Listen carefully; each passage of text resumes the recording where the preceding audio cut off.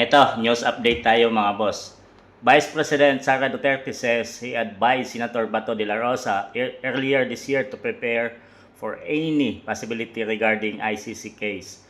Duterte, sinabi ko sa kanya na paghandaan niya magsimula ng pagpili niya ng isang international law expert at may experience sa ICC na abogado para mabigyan siya ng advice sa kung ano ang dapat niyang gawin.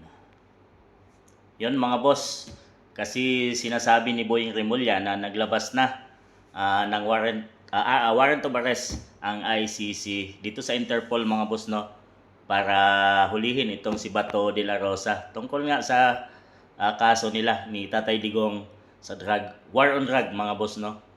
So ito, alam na ni BP Inday Sara kasi ginawa na nila sa kanyang ama na si PRRD na walang due process mga boss, no, na ginawa ang Pilipinas. Talagang sinorender nila si Tatay Digong papuntang dahig sa ICC mga boss.